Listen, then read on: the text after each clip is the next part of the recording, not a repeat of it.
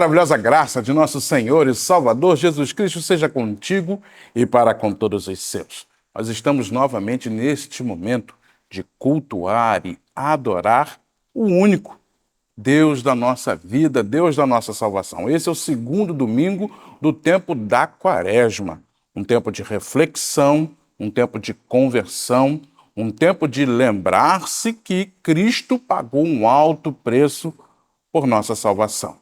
Eu te convido a aproveitar esse tempo, deixar de lado as dificuldades, os desafios ou o que possa lhe estar preocupando e tirar todo o proveito deste momento onde nós estamos na presença do Criador de céus e terra. Portanto, sinta-se acolhido em nome de Deus Pai, Deus Filho e Deus Espírito Santo. Nós ouviremos agora o prelúdio por nossa pianista e organista Gisele Santana.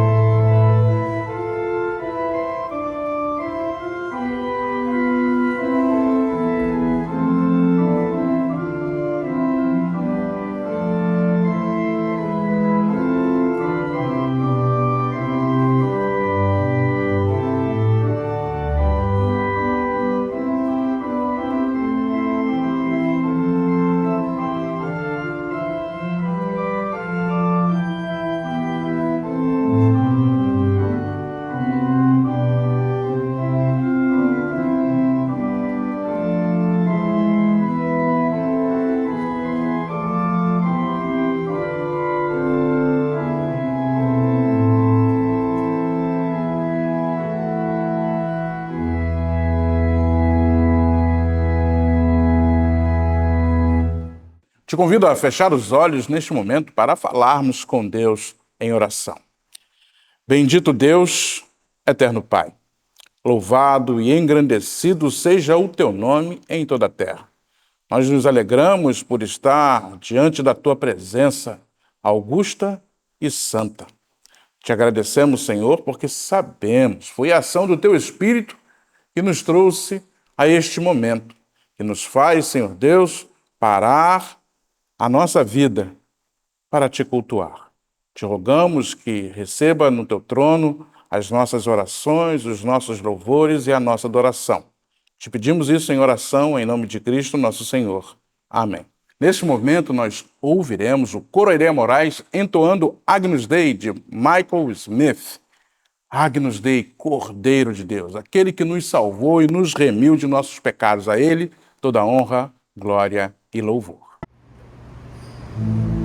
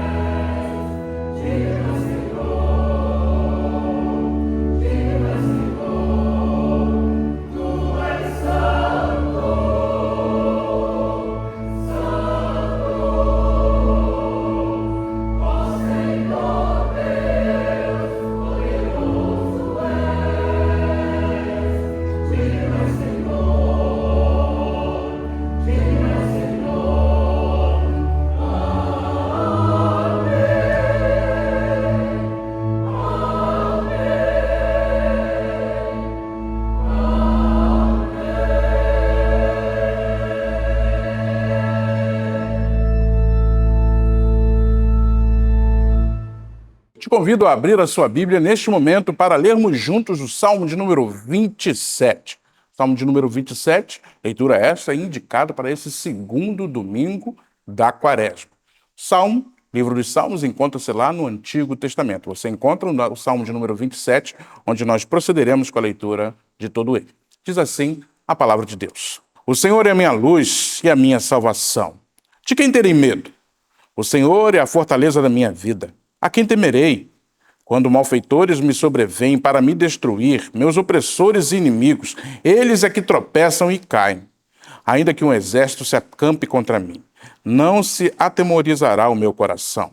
E, se estourar contra mim a guerra, ainda assim terei confiança. Uma coisa peço ao Senhor e a buscarei: que eu possa morar na casa do Senhor todos os dias da minha vida, para contemplar a beleza do Senhor e meditar no seu templo. Pois, no dia da adversidade, ele me ocultará no seu pavilhão. No recôndito do seu tabernáculo me acolherá. Elevar-me-á sobre uma rocha. Agora será exaltada a minha cabeça, acima dos inimigos que me cercam. No seu tabernáculo oferecerei sacrifício de júbilo. Cantarei e salmodiarei ao Senhor. Ouve, Senhor, a minha voz. Eu clamo, compadece-te de mim e responde-me. Ao meu coração me ocorre: buscai a minha presença. Buscarei, pois, Senhor, a tua presença. Não me escondas, Senhor, a tua face. Não rejeites com ira o teu servo. Tu és o meu auxílio. Não me recuses, nem me desampares, ó Deus da minha salvação. Porque, se meu pai e minha mãe me desampararem, o Senhor me acolherá. Ensina-me, Senhor, o teu caminho e guia-me por vereda plana. Por causa dos que me espreitam, não me deixes à vontade dos meus adversários, pois contra mim se levantam falsas testemunhas e os que só respiram crueldade. Eu creio que verei a bondade do Senhor na terra dos viventes. Espera pelo Senhor, tem bom ânimo e fortifique-se o teu coração. Espera, pois, pelo Senhor. Bendito seja o Senhor por sua palavra. O texto que nós acabamos de ler, no versículo 13, diz assim: Eu creio que verei a bondade do Senhor na terra dos viventes. Eu e você não podemos imaginar a nossa vida sem a bondade do Senhor. Mas a maior bondade, a maior graça, o feito mais extraordinário que Deus nos fez foi a salvação em Jesus Cristo. Nós que éramos inimigos de Deus, agora somos filhos dele. Nós que andávamos como ovelhas que não têm pastor, agora temos o bom pastor como nosso guia. Por isso, neste momento, nós curvaremos a nossa cabeça, fecharemos os nossos olhos e confessaremos os nossos pecados ao Senhor, pois nós queremos fazer a vontade de Deus e queremos buscar a Deus em santidade e pureza. Se você puder ajoelhar-se, ajoelhe-se. Se não, feche apenas os seus olhos, curve sua cabeça, confesse os pecados a Deus neste momento.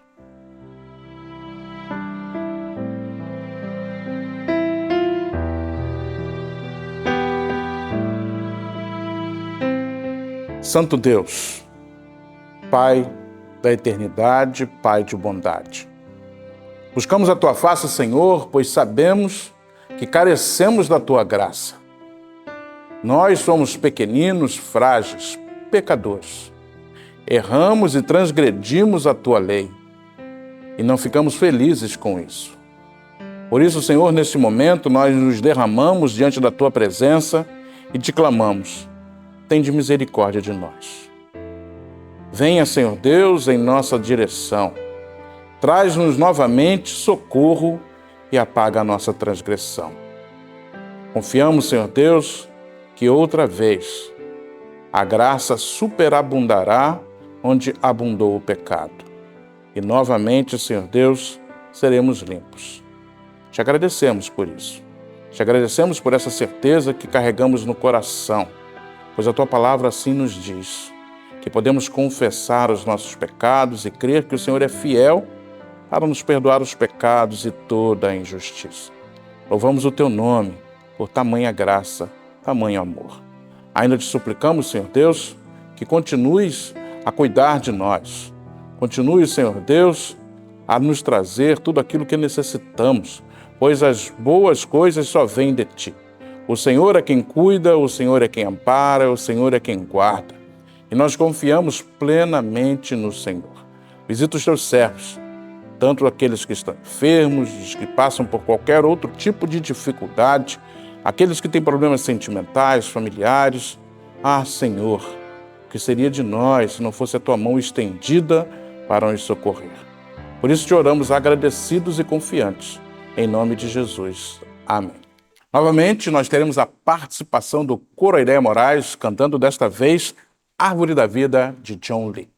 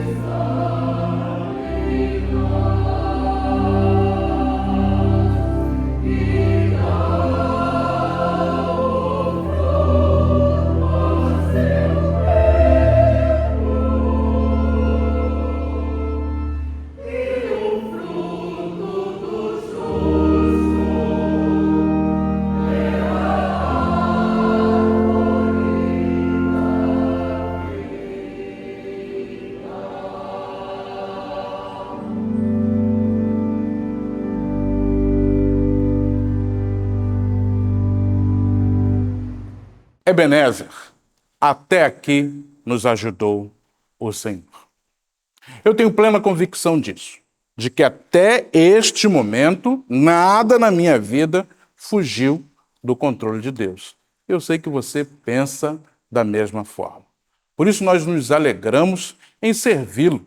Nós queremos verdadeiramente andar cada vez mais próximos do Senhor. Queremos ter a mente de Cristo. E fazemos isso de muitas formas. Nós viemos ao culto, louvamos, oramos, adoramos, ouvimos a palavra, praticamos ela no nosso cotidiano. Nós nos envolvemos com as demais atividades da igreja e também nós trazemos nossos dízimos e as nossas ofertas. Pois queremos dedicar a Deus tudo o que somos e tudo o que temos. Você está vendo aí na sua tela como você pode fazer isto também. Você pode fazer a sua transferência, o seu Pix ou o seu depósito, tudo de forma segura e assim se dedicar a Deus de todas as formas. Isso faz bem a você, faz bem à igreja, pois ela consegue continuar com os seus trabalhos de expansão do reino de Deus aqui nesta terra. Por isso nós nos alegramos com esse Deus maravilhoso que tem nos ajudado dia a dia. Te convido neste momento a fechar os olhos para falarmos com Deus, consagrando dízimos e ofertas, dizimistas e ofertantes.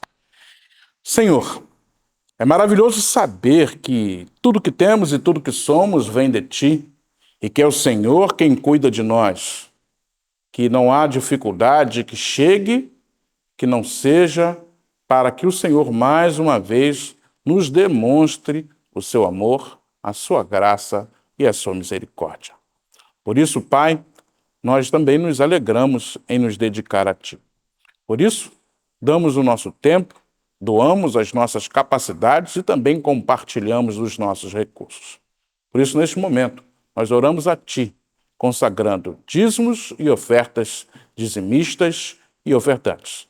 Fazemos isso com alegria no coração e em nome de Jesus. Amém. Momento de abrirmos as nossas Bíblias para meditarmos na palavra de Deus. Eu te convido a abrir a sua Bíblia no Evangelho de Lucas, no capítulo 14, onde faremos a leitura dos versículos 25 a 33. Evangelho de Lucas, capítulo 14, dos versículos 25 a 33, diz assim o Evangelho de nosso Senhor Jesus Cristo. Grandes multidões o acompanhavam, e ele, voltando-se, lhes disse: Se alguém vem a mim e não aborrece a seu pai, e mãe, e mulher, e filhos, e irmãos, e irmãs, e ainda a sua própria vida, não pode ser meu discípulo.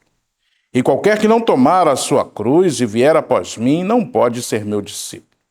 Pois qual de vós, pretendendo construir uma torre, não se assenta primeiro para calcular a despesa e verificar se tem os meios para concluir? Para não suceder que, tendo lançado os alicerces e não podendo acabar, todos os que a virem zombem dele, dizendo: Este homem começou a construir e não pôde acabar. Ou, qual é o rei que, indo para combater outro rei, não se assenta primeiro para calcular se com 10.000 homens poderá enfrentar o que vem contra ele com 20.000? Caso contrário, estando o outro ainda longe, envie-lhe uma embaixada pedindo-lhe condições de paz. Assim, pois, todo aquele que dentre vós não renuncia a tudo quanto tem, não pode ser meu discípulo. Bendito seja o Senhor por sua palavra. Você já sabe que nós estamos naquele período que nós conhecemos como Quaresma. Esse tempo, um tempo de reflexão, um tempo de pensar em se converter e entender que Cristo pagou um alto preço por nós. A bem da verdade, nós gostamos bem de uma facilidade. Eu não estou dizendo que isso é pecado, não. Eu estou dizendo que nem sempre a vida é assim e nem todas as coisas são fáceis. Nós somos discípulos de Cristo. Por conseguinte, enfrentamos problemas, enfrentamos desafios, dificuldades. Ora, o próprio Cristo não fugiu disso. A Quaresma é exatamente para nós nos lembrarmos que a missão que Jesus veio ao mundo para cumprir foi muito desafiadora e foi bem difícil. E ele enfrentou de forma cabal. Ora, ele mesmo disse: as raposas têm seus covis, as aves têm os seus ninhos, mas o Filho do Homem sequer tem uma pedra para repousar a cabeça. Enfrentou muitas dificuldades. Um amigo o traiu, foi negado por outro, escarnecido, zombado, para que eu e você fôssemos salvos. E vale a pena pensar e parar para refletir que a vida cristã também é desafiadora. Veja bem o texto que nós acabamos de ler. Se você prestou bem a atenção, Jesus está rodeado por uma multidão que o acompanhava, o que era bem comum.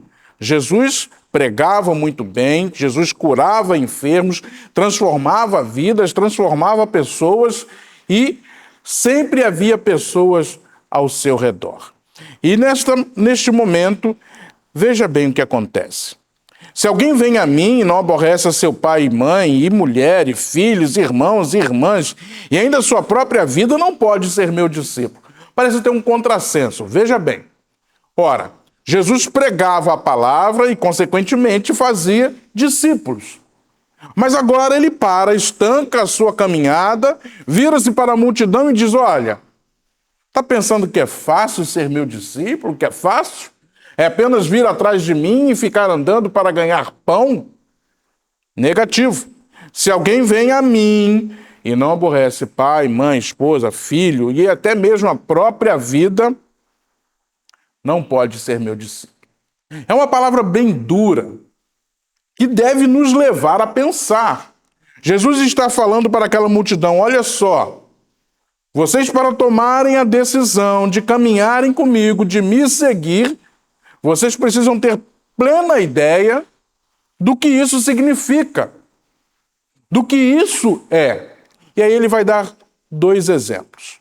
Vai dizer assim: olha, pois qual de vós, pretendendo construir uma torre, não se assenta primeiro para calcular a despesa e verificar se tem os meios?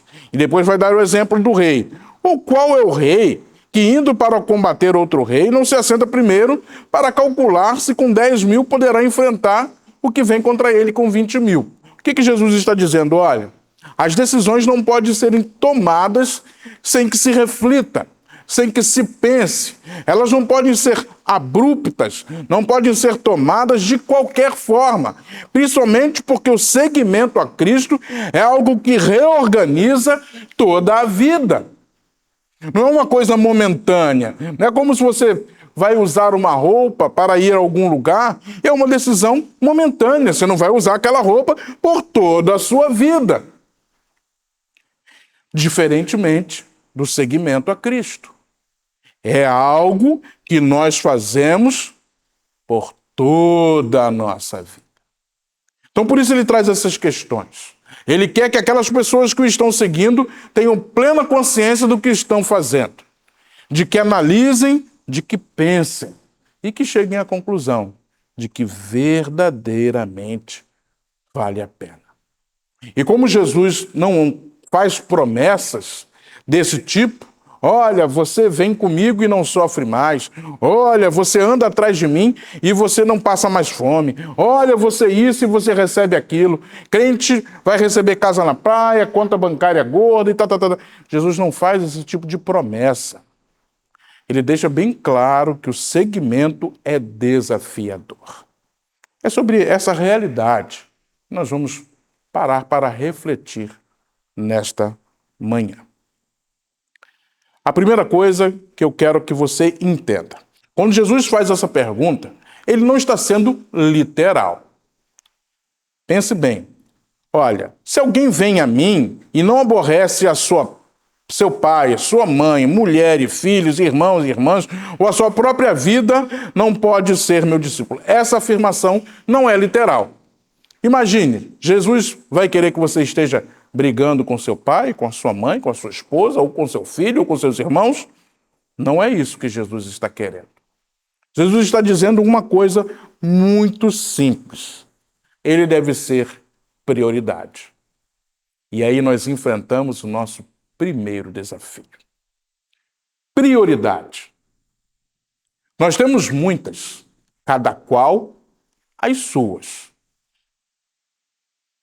Estudo, família, trabalho, uma série de outras coisas que estão ao nosso redor se tornam prioridades para nós. E há problema nisso? Claro que não. Mas torna-se um problema a partir do momento em que essas nossas prioridades sobrepujam o nosso relacionamento com Deus. Ora, Jesus, quando fala disso, quando fala que você tem que colocar em primeiro lugar, você tem que dar prioridade a Ele, está ressoando o mandamento: amar a Deus sobre todas as coisas. É colocar Deus em primeiro lugar. E isso é desafiador. Bem difícil. Pois nós elegemos muitas prioridades. E nós vamos acumulando um monte delas. E nós vamos ficando assoberbados com elas e vamos colocando em segundo, terceiro, quarto lugar nosso relacionamento com Deus. Aí a gente não tem tempo para vir à igreja, a gente não tem tempo para servir ao Senhor, não sobram recursos para que a gente possa dizimar e ofertar, não sobra das nossas capacidades para que a gente possa abençoar a igreja com aquilo que nós podemos fazer, porque nós temos outras prioridades. Outro pode fazer, outro pode tomar o meu lugar. É isso que Jesus está dizendo. Olha, se você não consegue compreender que eu devo estar em primeiro lugar, você não pode ser meu discípulo. Pastor, mas é tão duro assim? O pastor não pode amenizar o que Cristo disse. Não é o pastor que está dizendo, é ele mesmo. Ora, não pode ser meu discípulo, está no versículo 26. E qualquer que não tomar a sua cruz e vier após mim, não pode ser meu discípulo. Novamente, não está sendo o quê? Literal. Jesus não está dizendo que você vai pegar a cruz, colocar nas costas e sair andando. Teve até uma vez uma série, acho que na televisão, um Pagador de Promessas, onde um sujeito carregava uma cruz por uma estrada. Não é literal, não é isso que Jesus está dizendo. É entender que o sacrifício é inerente ao discipulado. Então, o senhor está dizendo que é só uma vida de sofrimento? É claro que não. Não estou dizendo isso. Eu estou dizendo que também há uma dose de sofrimento, há uma dose de sacrifício, há uma dose de doação. E nós vivemos num tempo onde isso é muito complicado. Tudo aquilo que nos tira da nossa zona de conforto, a gente tende a não querer fazer. Mas a vida cristã é maravilhosa. Andar com Cristo, viver com Ele, deve ser muito maior que qualquer desconforto que nós venhamos a sentir por amor a Cristo. Deve ser muito maior do que qualquer dificuldade que ser cristão possa nos causar. E nós precisamos parar para pensar nisso. Por isso que Jesus vai falar e dar o exemplo do rei e do construtor. Porque nós precisamos mensurar isso. E nós vamos chegar à conclusão de que vale a pena.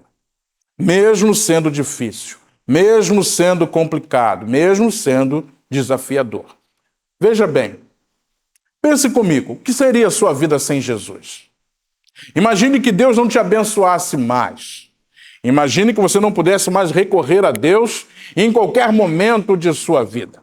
Nos momentos de alegria, das bênçãos que você recebe, nos momentos de dificuldade para clamar por socorro, nos momentos em que você precisa de consolo e o Espírito Santo lhe consola. Como cristão, você tem acesso a tudo isso. Você tem acesso a Deus, que te ama e te ama tanto que não poupou sequer o seu Filho Jesus Cristo. Você tem acesso à salvação que Cristo morreu para nos dar. Algo extremamente espinhoso, mas que Ele foi. Ele não se negou a se doar em amor por nós. Nós temos a bênção do Espírito Santo habitando dentro dos nossos corações, nos orientando, nos dando a certeza de que somos salvos em Cristo, de que o Senhor tem cuidado de nós em todo o tempo, que nós podemos orar e clamar, pois receberemos de Deus sempre uma resposta, que temos a quem recorrer, que temos a quem pedir, que podemos compartilhar. Nós temos uma igreja que se preocupa conosco, que ora por nós, que nos orienta, que nos ensina, que fala do amor de Deus aos nossos corações. Nós temos pessoas nos mais variados segmentos dentro da igreja que estão preocupados com os nossos filhos, com os nossos jovens, com os nossos adolescentes. São tantas coisas que decorrem das bênçãos de termos Cristo em nós, que não são os desafios que o discipulado tem que devem nos desanimar. O pastor está falando dessa realidade desafiadora do discipulado, mas não é para que você se sinta desestimulado, claro que não, de maneira nenhuma. Mas é para que você saiba que isso acontece, isso é uma realidade. O pastor não vai te prometer coisas que você não vai receber de Deus. O pastor não vai fazer promessas para Deus se virar e te dar. É claro que não. Mas o pastor está te dizendo que Deus te ama, que cuida de você, que mesmo diante desses desafios que ser cristão nos traz, vale a pena caminhar com Deus.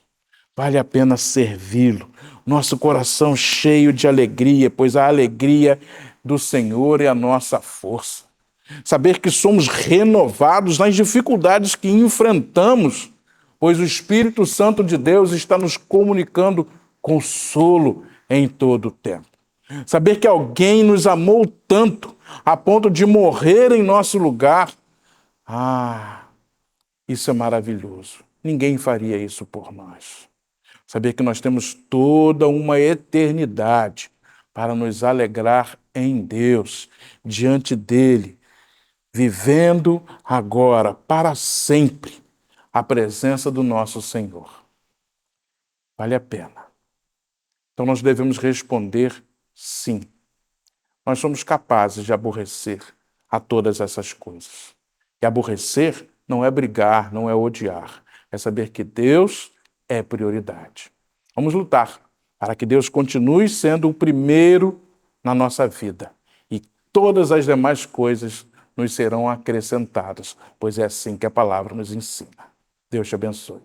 Chegamos ao momento das comunicações. E nós temos uma excelente notícia. Nosso pastor efetivo, o reverendo José Mirabô, foi eleito no último sábado, na nossa reunião ordinária do Presbitério do Rio de Janeiro, como presidente para o exercício do ano de 2025. Mas nós não temos apenas como representante da nossa igreja na Comissão Executiva do Presbitério. Temos também o nosso irmão presbítero Paulo Mendes, foi eleito primeiro secretário e também está na Comissão Executiva do nosso presbitério. Nós ficamos felizes, pois a nossa igreja está bem representada e está abençoando também o nosso presbitério. Nós rogamos a Deus que abençoe os trabalhos dos nossos irmãos ao longo de todo este ano de 2025. Hoje, a nossa escola bíblica dominical da classe de adultos retorna depois de um período de recesso. Nós ficamos muito felizes, pois afinal, nós gostamos muito de estudar e aprender mais da palavra de Deus para servi-lo melhor. E a nossa classe de adultos estudará algumas cartas pastorais da Igreja Presbiteriana do Brasil, trazendo diversos assuntos concernentes às atualidades e como a igreja vê biblicamente cada um deles. Se você quer aprender um pouco mais, 9h30 da manhã, dominicalmente, nós estamos reunidos aqui no templo para estudar e aprender mais sobre as coisas do Senhor.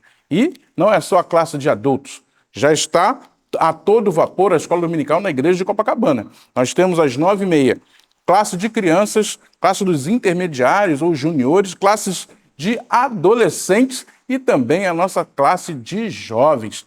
Todo mundo reunido, todos os segmentos da igreja bem representados, pois todos nós queremos aprender para poder amar cada vez mais ao Senhor e servi-lo cada vez melhor. Então, anote bem aí, dominicalmente, às 9h30 da manhã, todas essas faixas etárias estão aqui reunidas para aprender, estudar e praticar a palavra de Deus. E hoje, após o culto matutino, é o dia de celebrar o aniversário do reverendo José Mirabô.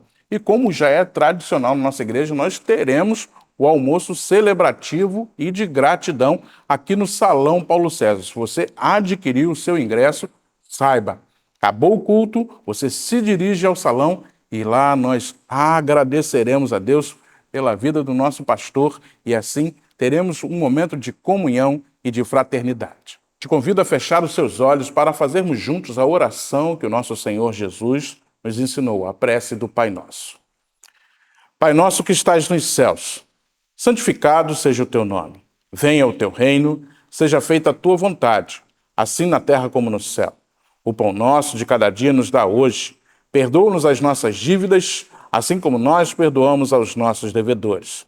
Não nos deixes cair em tentação, mas livra-nos do mal, pois teu reino, o poder e a glória para sempre. Amém.